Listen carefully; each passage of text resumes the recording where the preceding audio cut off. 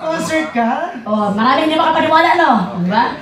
Ako hindi ko makapaniwala eh. Pinaulit ko talaga sa manager ko. Pero ito, melay mo mag-concert. Tanong pa lang to dati, ngayon napurso na. Kasi may bumili na ng ticket, dalawa pa lang.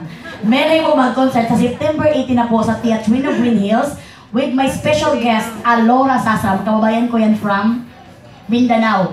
Nyoy Volante, oh, di ba? And surprise guest. For tickets, call 891-9999 or 721-6726.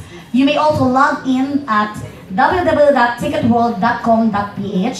Bili na kayo ng tickets now na dahil si Melay nyo ay may concert. Wow! Ay! Kaya-kaya mo yan! Uy, bumili naman kayo ng ticket mga press ko. Mga press ko, no? Bigyan na naman ako na judge. At huwag nyo naman ako i-judge kasi sinong channel kasi yan ko nito yun. Yay!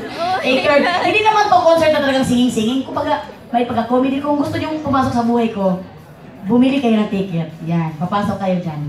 Okay? In-expect mo ba na, Melay, na mag-venture ka na sa ganito? Kasi dati, di ba, parang comedy-comedy lang. Ngayon, eto na, nagko-concert ka na. Ay, naku talaga. Ang motto kasi ko kasi sa buhay din, don't expect.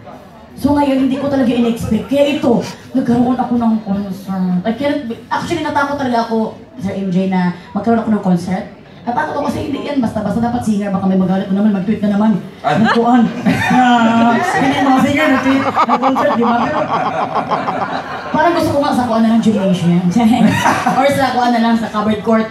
Galit ka ba sa kanya dahil wala, uy. siya? Hindi, respect natin siya. I-respect natin siya. Kaya lahat naman tayo. Kasi syempre may dahilan naman siya.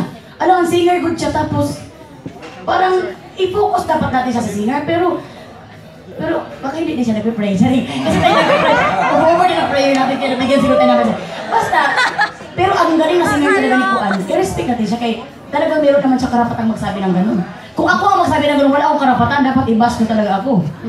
Blind item ito. Oo. Hoy, pero Papakalaran mo ba? Over? Huwag na baka mapatay-patay ng kuan niya. Pero huwag na maipalabas yan. Ito namang si Fred Ponopio, video agad doon. Si Johnny, ito talaga si Melay.